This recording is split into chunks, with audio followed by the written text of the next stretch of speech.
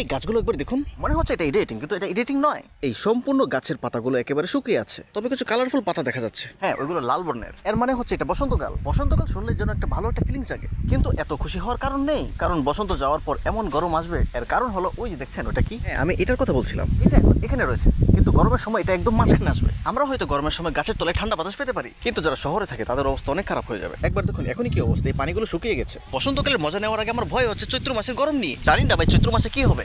দিনের পর দিন যেন গ্রাম অঞ্চলগুলো মরুভূমিতে পরিণত হচ্ছে, আর বেশি বেশি কলকারখানা বানানোর কারণে গ্রাম অঞ্চলগুলো যেন শহরের মতো হয়ে যাচ্ছে। এখন আমার বয়স হয়তো 20 বছর প্লাস, সঠিকটা বলা যাবে না। হয়তো আমরা যখন বুড়ো হবো আর আমাদের নাতিপুতিরা থাকবে, তারা এত সুন্দর পরিবেশ দেখতে পারবে না। 2009-10 দিকে এই জায়গাটা ছিল আরো সুন্দর, যখন আমি ছোট ছিলাম। এখন 2025, দেখুন কি অবস্থা। আর জানি না ভবিষ্যতে কি হবে। দেখুন এই মাটিগুলো কত সুন্দর, কিন্তু ভবিষ্যতে হতে পারে এই মাটিগুলো আর ভালো থাকবে না। সত্যি বলতে আমি আমার ছোটবেলাকে অনেক মিস করছি, যখন এই গ্রাম ছিল সবুজ শ্যামলে ভর্তি। যাই হোক, অনেক কথা বললাম, এখন আমার বাসায় যাওয়া উচিত, কারণ খিদে লেগেছে। আশা করছি এতক্ষণে হয়তো বাসায় খাবার রান্না হয়ে গেছে। তো পরে দেখা হচ্ছে।